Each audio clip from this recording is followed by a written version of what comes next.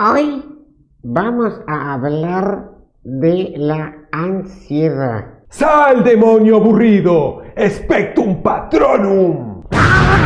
Hola repsituberos y repsituberas, ¿cómo están? Mi nombre es Santiago Silverman, soy psicólogo, soy fundador de una red de psicología que es Repsi y hoy vamos a estar hablando de los síntomas psicológicos de la ansiedad. Empecemos.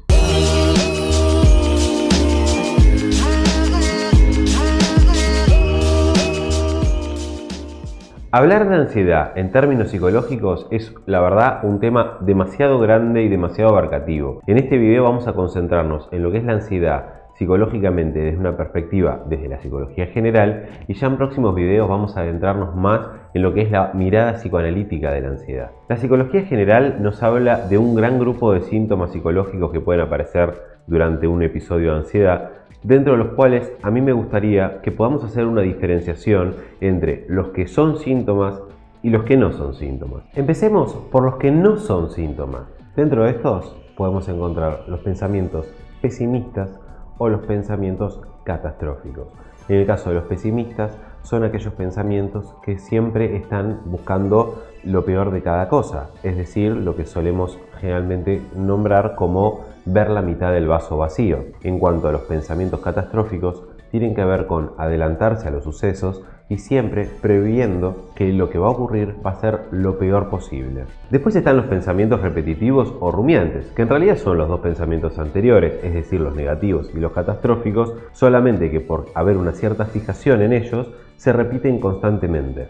Después encontramos el miedo injustificado, que es una sensación de pánico y de pérdida de control, y también lo que se llama una preocupación exagerada o desproporcionada, que tiene que ver con una relación entre el acontecimiento que genera el pánico y el pánico en sí, siendo que este es mucho más intenso de lo que debería ser. Todos estos supuestos síntomas que vimos recién, digo que no son síntomas, ya que si le prestamos atención, en realidad son las causas. Si justamente la ansiedad es una preparación ante un peligro real o fantasiado, el hecho de estar todo el tiempo con pensamientos recurrentes y rumiantes sobre aquello que de alguna manera nos da miedo, nos da pánico, nos hace enfrentarnos fantasiosamente a esta situación imaginaria, ya que todo el tiempo la estamos repitiendo en la cabeza. Y el hecho de que esté todo el tiempo presente en nuestra cabeza justamente nos pone a la defensiva, que es lo que en otros videos llamamos ansiedad, ante esas situaciones, dado que todo el tiempo las estamos repitiendo en nuestra propia cabeza. Por eso me parece que incluso pensar de que todos estos pensamientos negativos, catastróficos o rumiantes sean síntomas y no las causas de la ansiedad, sería casi como pensar que los misiles antiaéreos existen antes que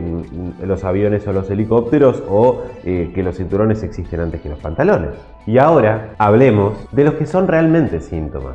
Uno de ellos es la desconcentración, pero incluso siendo un síntoma podríamos llegar a cuestionar realmente si el problema tiene que ver con una desconcentración o un exceso de concentración. No nos olvidemos que la ansiedad tiene que ver con un temor real o imaginario a un suceso que pueda llegar a ocurrir. Por lo tanto, en todo caso, lo que no estaríamos pudiendo hacer en esos episodios es concentrarnos en aquello que nos gustaría concentrarnos, sea una buena lectura, sea una película o disfrutar con amigos o con una pareja, dado que estamos demasiado concentrados en aquel evento o acontecimiento que está, según pensamos nosotros, por ocurrir.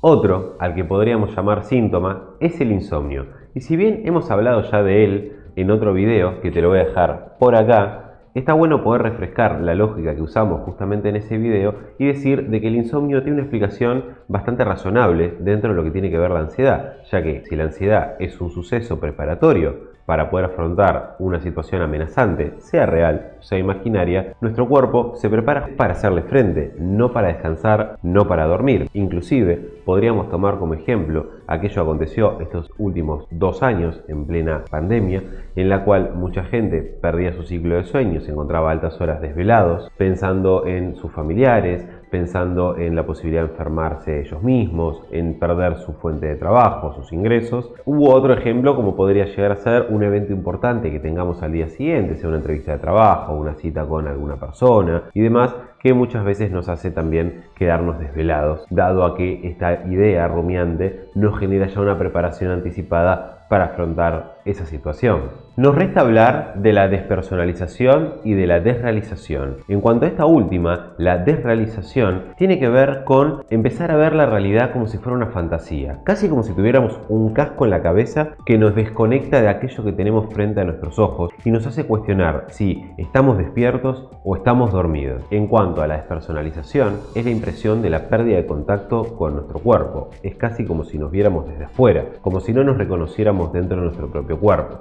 Por un lado, en estos dos casos, tanto a la despersonalización como a la desrealización, podemos atribuir una cierta causal posible al hecho de que diferencias en la cantidad de oxígeno debido a la hiperventilación a causa de la ansiedad puede llegar a generar ciertas alucinaciones.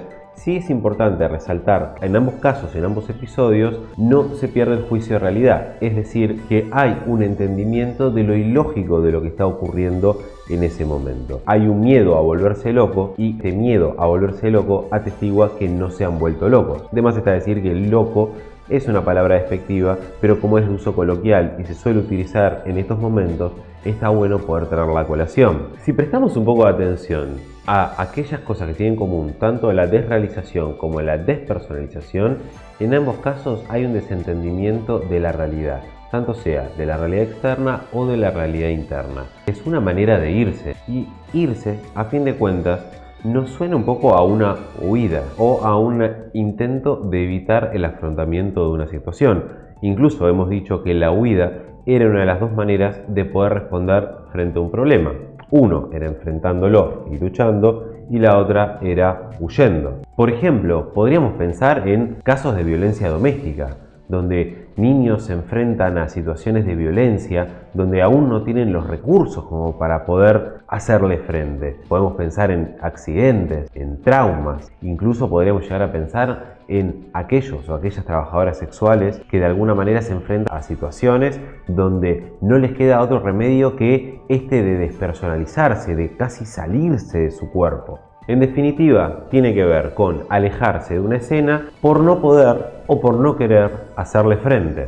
Entonces podemos concluir, después de haber visto esta sintomatología, sobre todo la despersonalización y la desrealización, de que nos estamos defendiendo, y la defensa siempre es ante un peligro. Ahora bien, puede ser un peligro externo, quizás sufrimos un accidente y tenemos miedo a la repetición del evento, o también puede ser un peligro interno. Y acá viene la gran pregunta, y es ¿cómo nos defendemos de un peligro interno? Bueno, para responder a esa pregunta podemos decir que una de las mejores maneras de hacerlo es con terapia. Pero más allá de la terapia, obviamente, nosotros contamos con ciertos recursos, en algunos casos para hacerle frente a estas situaciones, que pueden ser o el olvido o incluso la fobia. Las fobias es una gran manera que tenemos para poder afrontar con algunos conflictos internos, con ciertos elementos que nos generan mucha ansiedad. ¿De qué manera? Justamente sacándolo para afuera. Es decir, aquello que nos genera ansiedad queda teatralizado en el exterior, en un caballo, en miedo a un ascensor, en miedo a un avión que despega, que quizá uno de un raciocinio puede llegar a pensar de que eso no debería por qué generar ansiedad ni temor, pero justamente ese elemento está sustituyendo a otro, a un padre abusivo, a una madre violenta, pero de alguna manera queda todo coagulado en ese caballo. Podemos llegar a decir que la fobia nos viene a proteger contra nuestra angustia, pero todavía no estamos preparados para esta conversación. Y lo importante, sobre todo si me estuviste prestando atención